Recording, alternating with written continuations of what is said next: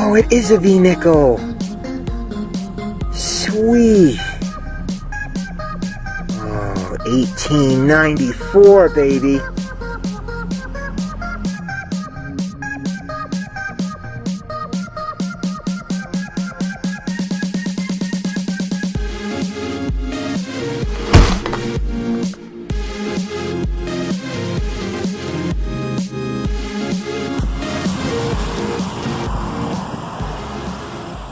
Hey there.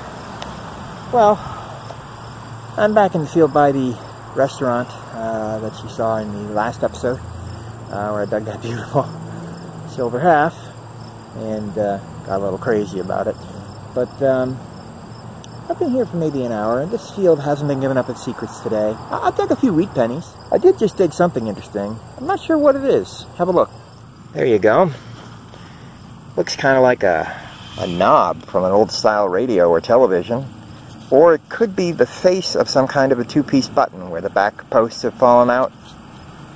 Not sure. Rings up like nickel. High 40s, low 50s, and it was deep. It was way down there, good 6 inches. Nice target, interesting one. I'll keep it, but I'm not sure if it's anything old or important. But I like it. Really, that's all that matters, right? So, anyway, I don't know if I'm going to find much today, but I'll record it if I find anything cool. I'm going to plug this mess up. Well, this is a little interesting.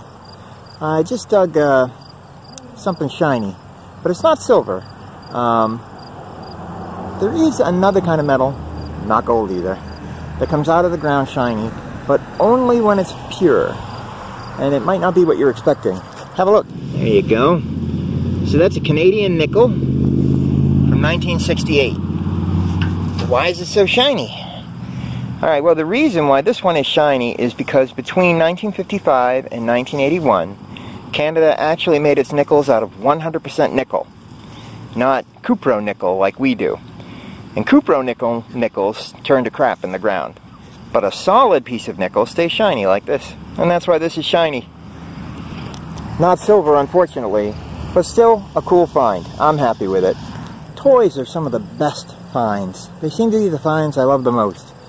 It's very easy to connect with the toy, to imagine how it was lost, to imagine a young person enjoying it in this beautiful grassy field 100 years ago, or 70 years ago, or whenever. And I've dug a number of these over the years, but this one has got to be in the best condition I've ever seen come out of the ground. So have a look at this. It's a cap pistol. And you can read the logo on the side there, Smoky on the side.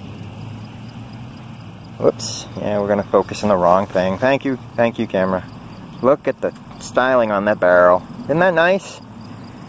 And the hammer still moves. Look at that. So this one has been remarkably well preserved in the soil. I'm amazed. Usually these things fall right apart. So I don't know how old it is. Maybe it dates to the like 50s or something.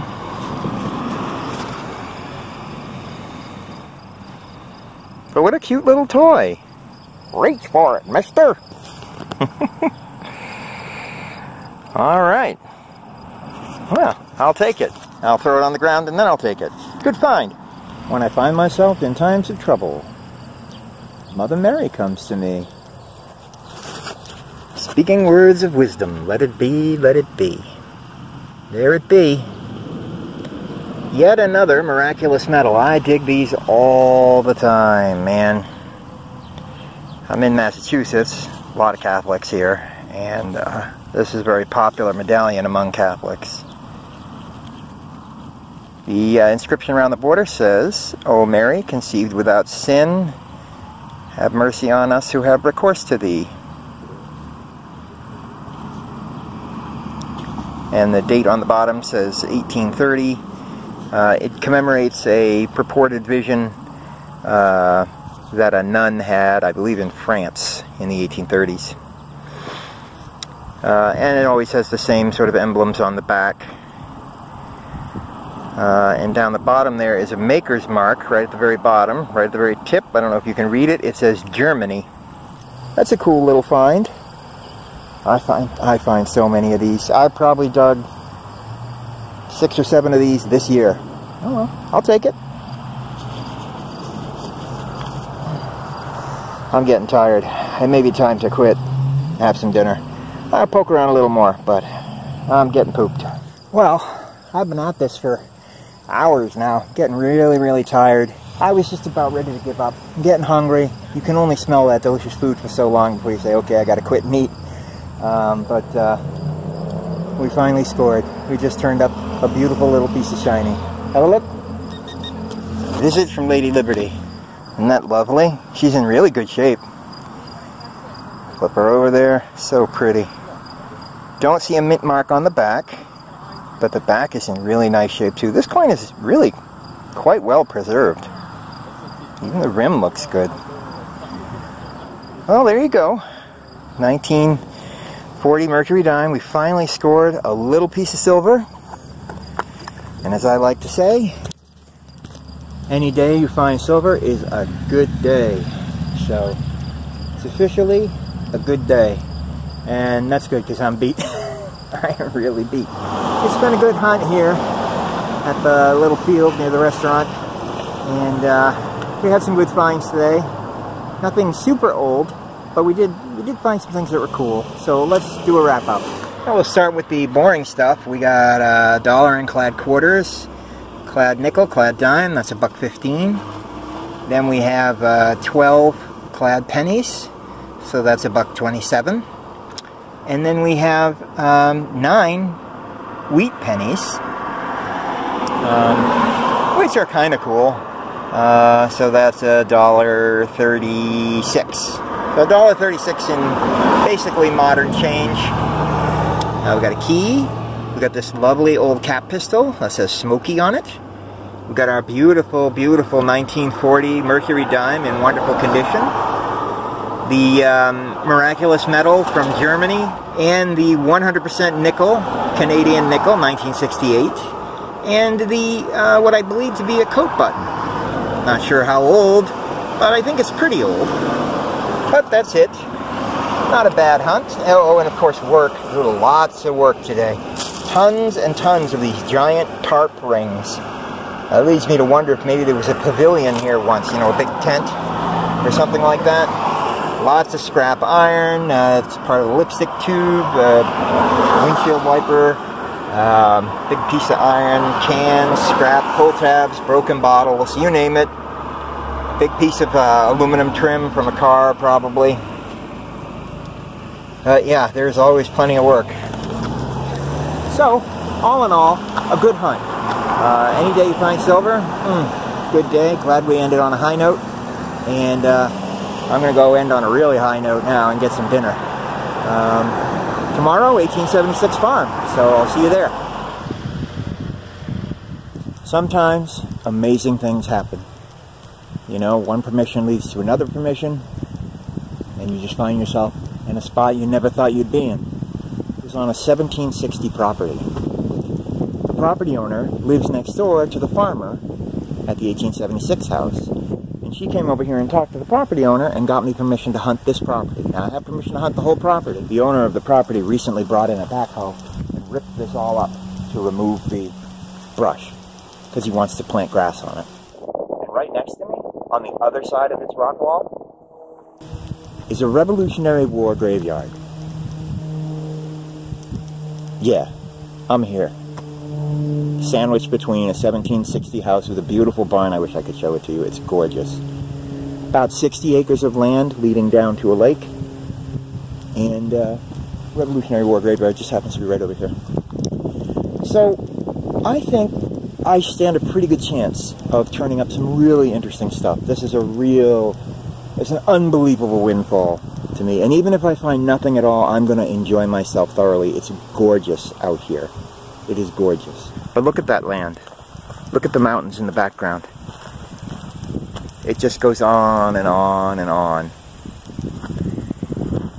A piece of property this size, and here, this is wonderful. I can do no damage here. I can absolutely do no harm. A piece of property this size, I could come back here for months. Easy. This could be the rest of my season. We'll see. But it's beautiful, and I love it. And I'm immensely, immensely humbled and grateful that the farmer asked and that the people who live here granted permission. And I just dug a relic. It's not silver, but it does connect to someone's art, and therefore I'm thrilled to have found it. Let's have a look. You know what that is?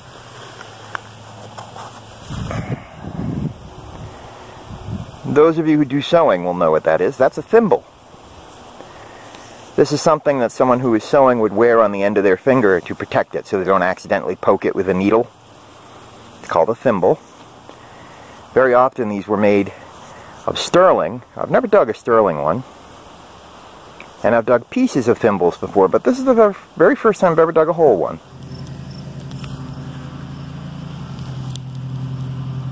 That is a musket ball. And it is a big musket ball. Much bigger than any I've ever dug. I know that during the Rev War, the musket balls were a lot larger. I don't want to jump to any conclusions. I mean, it could be a Rev War musket ball, or it could simply be a large caliber musket ball, you know, from the Civ War, or some other era. Looks like it's flattened on one side a little bit, so my guess is that it might have been fired. It's just right here in the dirt, 6 inches down. I'll ask one of my buddies who knows a lot about old ordnance, maybe Digger Dave, he knows it, and see if I can get a more positive identification. But it is clearly a musket ball, and that makes it very old. Sweet! No idea what that thing is. Pretty sure it's old though. It was real deep. Crazy. I don't know. Looks like something you would run a line through, you know, a cord or a wire or a cable. Crazy. Maybe I won't find any coins, but I'll definitely find relics, because I am finding stuff that is old. And here's another example of something that is old. That's pewter. And I believe that is half of the bowl of a pewter spoon and a little part of the stem. Pewter dinnerware does not last in the ground. Pewter anything doesn't last in the ground. But I believe that's the bowl of the spoon and the stem. See that? That's a lovely little item. And that would be very old. Pewter dinnerware dates to the 1700s easy. So, gotta keep going. I don't know if I'll find any coins. I'm looking for a high tone, but you gotta dig everything in a place like this. Just found another beautiful little piece of history. Unfortunately, it's broken. Have a look. This is a fragment of an old buckle. Probably a shoe buckle. And it's got lovely patterning on it. See that? Right there is where the post went into the side of the shoe buckle. Isn't that nice? It's a shame it's not whole. If that is a shoe buckle, it's definitely late 1700s. It's old. It's very old.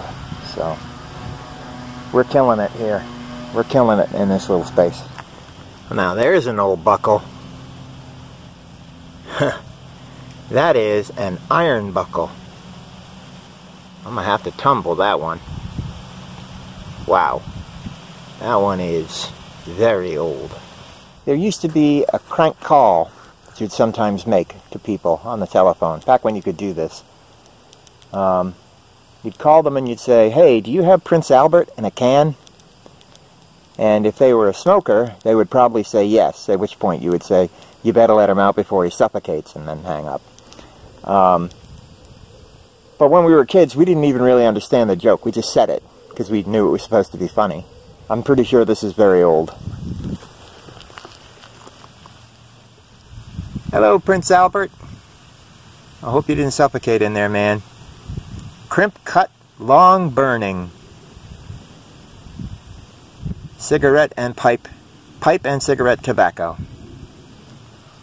Still got some beautiful color on it. And then there's this lovely description on the back that I really can't read because it's all corroded. I'll look it up when I get home. See if I can find out how old it is, but that's a really nice find. I just pulled up a Prohibition era bottle. It's not too fancy. I've dug these before, but I'll take it. Here, have a look. This one's in nice shape. It's a screw top, so it's not very old.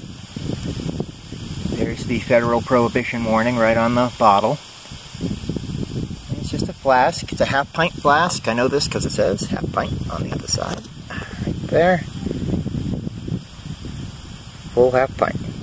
It's an old copper, but I have no idea what it is. It seems to be completely slick. Have a look. This coin is kind of small. It's too small to be a large cent or state copper or anything like that. It's very, very smooth. I've gone over it pretty hard. It's not a button. Pretty sure it's a coin. It was deep. But I don't know what it is. I'll have to do some research on that one, but what a nice find, huh? So that's a nice big keyhole escutcheon. And then right next to it, a tag. Boston, 11335. Looks like SHCG or something like that. My guess is that this is a baggage tag for, you know, shipping or something like that. And finding it right next to a big escutcheon makes me wonder if maybe it was a trunk that was being shipped to Boston. Or from Boston. There we have a little flat button. Don't know how old it is. Got a sort of a funky shank on it. It's a one-piece flat button. Can't tell if that's a spun back. Don't see any markings of any kind. But that's cool. Nice little flat button. Always a welcome find. Anything that connects you to the past. Check that out. Gorgeous, isn't it? That's an 1848 braided hair, large cent. You can read the date on it. It's beautiful. It's in wonderful shape. About 6 inches down. Rang up a solid 9091 on the AT Max series in this soil. And look at the back. It's glorious. What a wonderful, wonderful coin. That's a fantastic find. Not particularly valuable, but to me, it's gorgeous. It's absolutely gorgeous. And it's a chunky coin, baby. This ain't no lightweight. That is a chunky coin. Love it. Well, looks like the people on this property also loved their music. Another harmonica reed. That looks great. All in one piece. Nice and deep. What a lovely find. Huh. Neat. I'll take it. Well, the day's getting long over here. It's been a good day. I'm going to just see if I can finish up this row and then pack on out. It's been a pretty killer afternoon here at the 1760 property. They've just been working a stretch of dirt over there where they recently cleared away a whole bunch of brambles and overgrowth. It's peaceful and beautiful. It's a beautiful piece of property. They said I can come back anytime. They said I don't have to announce myself, just show up. And they said I can bring a friend every now and then, so next time I come out here I may bring one of the relic raiders. We'll have to wait and see. See if I can get Tracy to come along or somebody. But anyway, let's go over the finds. There were a lot of them. Let's start with the work today. Yeah, there was some work. Half of that stuff, I don't know what it is. A lot of it's just old pieces of corrugated iron and bits of copper. These little copper rectangles, I find these everywhere. I don't know what they are. Yeah, just lots and lots of junk. Lots of nails, cans, pull tabs, you name it. And then we have the finds. Wow. Wow, that's a lot to go over. Well, we have this giant horseshoe here, but this isn't a horse's horseshoe. This is a, hey, let's go play a game of horseshoes horseshoe. It's one of those horseshoes you throw. Alright, here's a knife blade.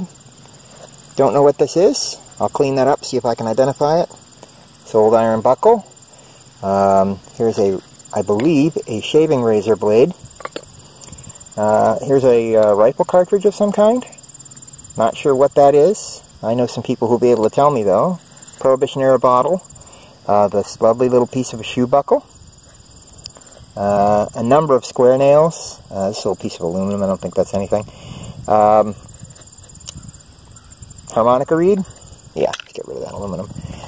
This is a little tag that would have hung on a plant from a nursery. It's not old. I just grabbed it because I thought it was interesting. Here's another bottle. This one's got a blob top, you see. Not a screw top. So I think it's pretty old, but unfortunately it's broken. Here's a 22 bullet, fired, hit something. This lovely musket ball, which may be Rev War, I don't know. And we got a couple of these Headstamps. Don't know what kind of weapon that is. Don't think it's a shotgun. They're kind of small. So, again, my ordnance guys will take a look at that. Let's see, got some bits of melted lead. Here's a little bullet casing. Not sure what that is. This lovely little thimble. Look at the patterning on that, huh? Isn't that nice? Pretty sure it's not sterling, but it's beautiful. I'll clean it up when I get home, see if I can figure out anything about it. Very nice. We got that half of what I believe to be a porcelain button, keyhole escutcheon, pewter spoon bowl, and part of the stem. Prince Albert in a can, crimped pipe and cigarette tobacco. We got this, I don't know what it is. It's very thin, very dainty. It's got little holes in it for pins or in nails. We got a luggage tag, I believe. We'll have to look into that one, see if we can identify this logo on it. We've got this, what I think might be a farthing. Can't tell. It's completely chooched. It's too bad. We have a nice smooth flat button with an interesting back. I don't know how old that one is. I'll ask one of my button buddies. We've got a couple of wheat pennies, one memorial penny, and of course, the capper of the day, this gorgeous, gorgeous 1848 braided hair, large cent, in pretty good condition for something that's been buried for well over 100 years.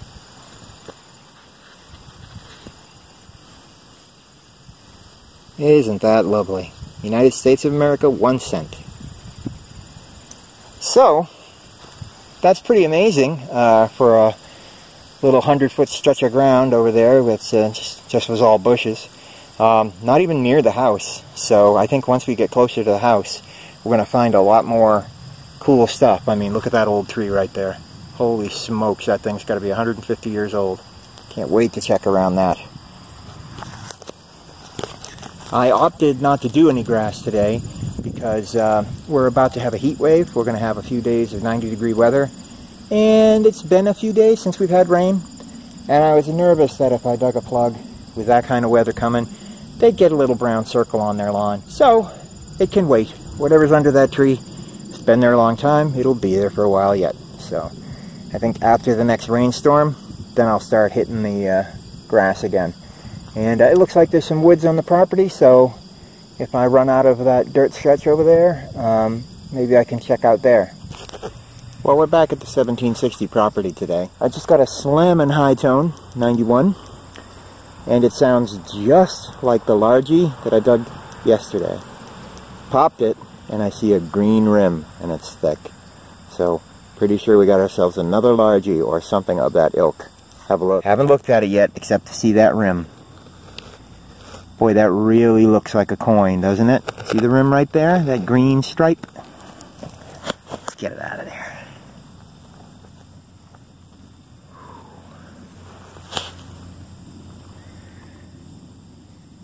Alright. Well, at first glance, I think I see a reef, which would be consistent with the back of a large cent. Let's pop the face off of there. Very dirty. Let me toothpick it a little bit and then I'll get back to you. Well, there we go.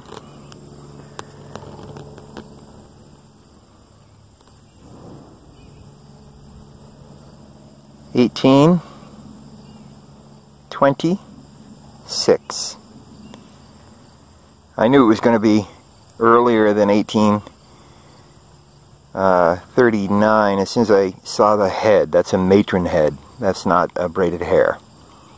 1826. The back is kind of beat. Very, very crusty in the middle. But you can still make out United States of America around the wreath. The words 1 cent inside the wreath are really, really corroded. That's probably as clean as that's going to get. But I don't care. To me, this is beautiful. What an awesome piece of history to just reach across time and touch.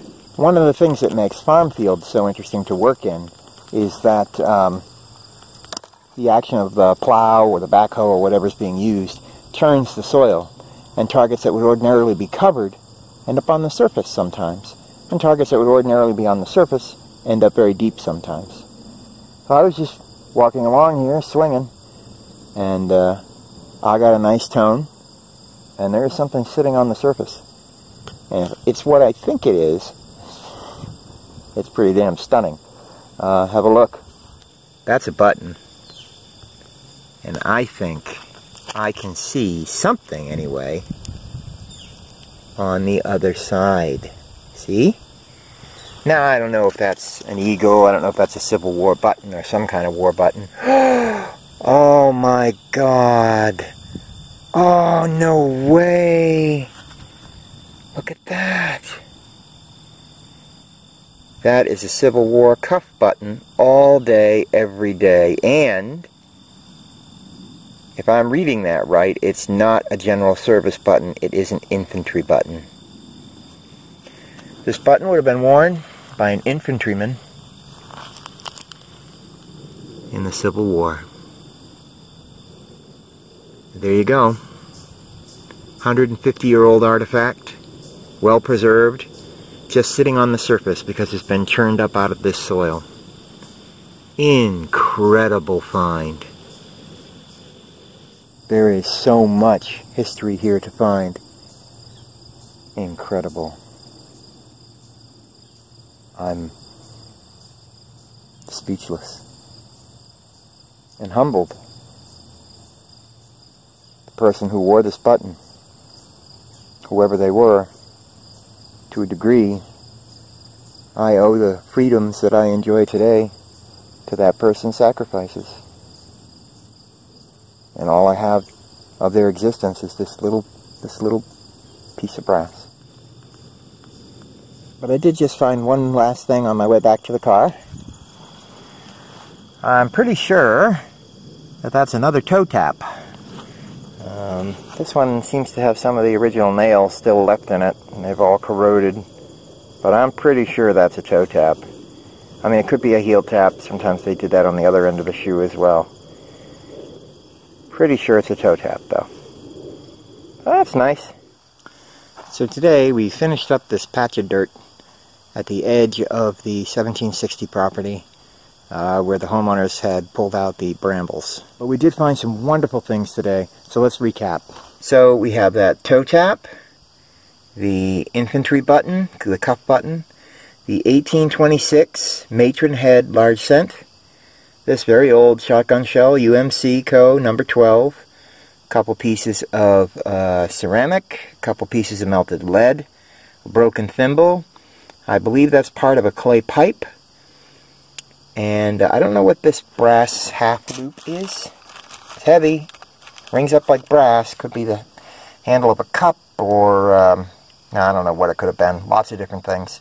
And one really, really big square nail. I mean, that's a honking spike right there.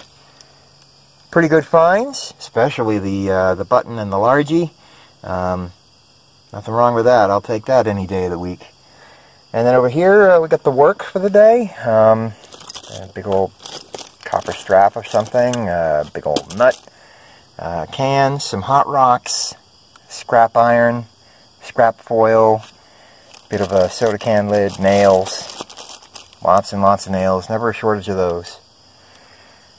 But yeah, that's it. But all in all, a very good day. Anyway, I hope you enjoyed this. And yeah, I think I'm going to be on this property for a long time to come. And you're going to get to see all of it. So I will see you on the next hunt.